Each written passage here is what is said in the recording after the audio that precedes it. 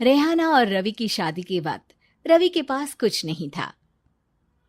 रेहाना, तुमने मुझसे शादी करके एहसान किया है। मुझसे ज्यादा तो तुम कमाती हो। अरे तो क्या हुआ, एक दिन आएगा रवि कि तुम खूब पैसा कमाओगे। मुझे तुम पर पूरा विश्वास है।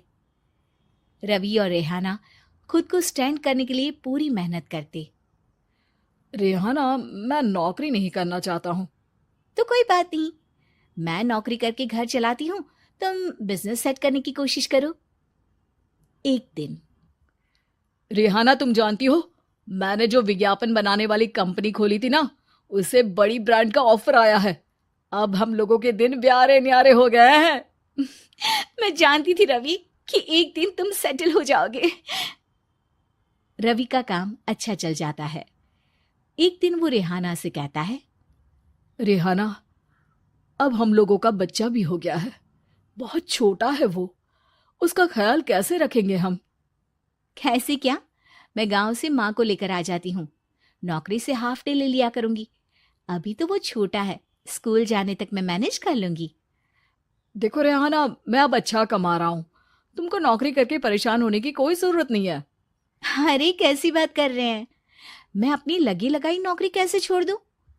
और मैंने तो सुना है हम लोगों को कुछ ही महीनों में सरकारी नौकरी मिल जाएगी। सरकारी नौकरी में कितना कमा लोगी? उतने में तो मैं ड्राइवर रख लूंगा। रेहाना को रवि की बात का थोड़ा बुरा तो लगता है। कम से कम मेरी नौकरी की इतनी बेइज्जती मत करो। भूल गए, इसी नौकरी के बदौलत तुमने अपना बिजनेस खड़ा किया है। अरे वो तो मैं किसी के भरोसे भी कर लेता। देखो, अपने बच्चे को संभालो, घर का काम करो। अब बाहर जाती तुम अच्छी नहीं लगती हो। रेहाना रवि के कहने पर नौकरी तो छोड़ देती है, लेकिन अब बड़े से घर में उसकी कीमत किसी नौकर से कम नहीं होती। एक दिन रवि का दोस्त आता है। भाभी, हम लोग तो आपको तब से जानते हैं जब से आप लोग शादी होकर इस शहर में आए थे। आपकी बदौलत ही सारा बिजनेस खड़ा हुआ है। ये किस्मत तो आप ही की है भाभी। हाँ हाँ भाई, हमारी मेहनत तो कुछ है ही नहीं। अरे होगी, लेकिन भाभी की किस्मत के आगे कुछ नहीं। दोस्त वहां से चला जाता है, लेकिन रवि का गुस्सा सातवें आसमान में होता है। देखा कैसे बोल रहा था? अरे बिल्कुल अच्छा आदमी नहीं है ये। कैसी बात कर रहे हैं आप? प्रशांत भैया तो बहुत अच्छी इंसान है रवि। कैसे उन्होंने हमारे मुश्किल वक्त में हमारा साथ दिया था। अरे था पैसा तो साथ दिया, नहीं तो कौन पूछता है? रवि का व्यवहार पैसा आते ही अलग हो गया। वो बंदे को बंदा नहीं समझता। घमंड से घिरे रवि ने तो एक दिन हद ही कर दी। रेहाना, मैं अब तुम्हारे साथ नहीं रह सकता हूं। क्या क्या बकवास कर रहे हो रवि? क्या कहना चाहते हो? और क्यों नहीं रह सकते तुम मेरे साथ? देखो, मुझे कोई और पसंद है, और उसने साथ रहने पर बस यही शर्त रखी है कि मुझे तुम्हें तलाक देना होगा। रेहाना, जो कि एक स्वावलंबी महिला थी, उसने बिना देर किए रवि को कह दिया, कोई इश्यू नहीं, मुझे पैकिंग में 4 दिन का वक्त लगेगा, लेकिन तब तक मैं तुम्हारे साथ नहीं रहूंगी। 4 दिन के लिए तुम कहीं और शिफ्ट हो जाओ, मैं घर से निकलूंगी तो बता दूंगी। रवि घर छोड़कर चला जाता है। रेहाना को दुख होता है, वो रोती है, लेकिन व्यवहार से स्ट्रांग रेहाना को पति के वापस आने का और उसे सबक सिखाने का पूरा भरोसा था। फिर एक दिन, अरे शुशिका, कब शादी करोगे तुम मुझसे? यार मैंने तो सोचा था तुम शादी से पहले मुझे विदेश लेकर जाओगे, महंगी कार दिलाओगे। अरे सब दिला दूंगा, लेकिन पहले मुझसे शादी तो कर लो। हाँ हाँ, क्यों नहीं। मैं कुछ दिनों के लिए अपने मम्मी पापा के पास जा रही हूँ और लोगों से अपनी शादी की बात करूंगी। अरे शुशिका, कैसे रहूंगा मैं तुम्हारे बिना? अब तो शादी ही होने वाली है हम लोगों की। शुशिका रवि को छोड़कर चली जाती है। रवि घर आता है, जहां रेहाना को ना पाकर उसे सब अजीब लगता है। घर तो रेहाना के बिना कुछ नहीं है। बच्चे की याद भी आ रही है। चलो एक वीडियो कॉल कर लेता हूँ। रवि रेहाना को वीडियो कॉल करता है, लेकिन रेहाना फोन नहीं उठाती। रात को सोते वक्त मन कर रहा है मुन्ने को गले लगा लूं। चलो कोई ना, शुशिका से शादी के बाद मेरे और भी बच्चे होंगे। अगले दिन रवि ऑफिस जाता है, जहां टीना खड़ी होती है।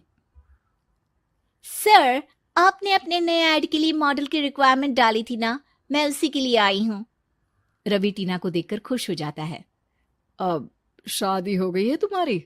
नहीं सर, बस अच्छा सा हैंडसम और अमीर लड़का देख रहे हैं मेरे मम्मी पापा। रवि के दिमाग से तो टीना को देखकर शुशिका का ख्याल भी खत्म हो जाता है। अरे यार, ये लड़की मिल जाए, कितनी सुंदर है। शुशिका तो इसके आगे कुछ नहीं है। अब क्या तुम्हें ऐसा नहीं लगता कि मुझसे मिलकर तुम्हारी ये खोज खत्म हो गई है? आप तो 2 बच्चों की पापा लग रहे हैं। अरे नहीं नहीं, मेरी शादी तो हुई थी, लेकिन बीवी को किसी और से प्यार था, मुझे छोड़कर चली गई। खैर, टीना की दोस्ती रवि से हो जाती है, लेकिन 1 महीने बाद शुशिका रवि के पास वापस आती है। मेरे मम्मी पापा तुमसे मिलना चाहते हैं, लेकिन उन लोगों को ये मत बताना कि तुम पहले से शादीशुदा हो, और हाँ, शादी से पहले अपनी सारी प्रॉपर्टी तुमको मेरे नाम करनी होगी। अरे पागल, अब मैं तुमसे शादी ही नहीं करना चाहता। भला ऐसी लालची औरत से कौन शादी करेगा? तभी वहां टीना आ जाती है। रवि, ये पागल सी औरत कौन है? देखो, तुमने ही कह दिया ना पागल, तो पागल ही है। पता नहीं कौन है, कह रही है शादी कर लो, लेकिन शादी से पहले अपनी सारी प्रॉपर्टी मेरे नाम कर दो। बोल तो सही रही है। वैसे तुम जानती हो, मेरी एक सहेली है, उसके पति ने उसे पैसा आते ही छोड़ दिया, जबकि उसको खड़ा करने वाली ही मेरी सहेली थी। और मुझे भी भरोसा नहीं है।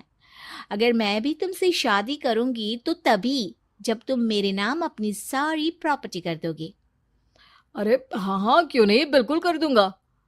रवि और टीना की शादी की तारीख तय हो जाती है।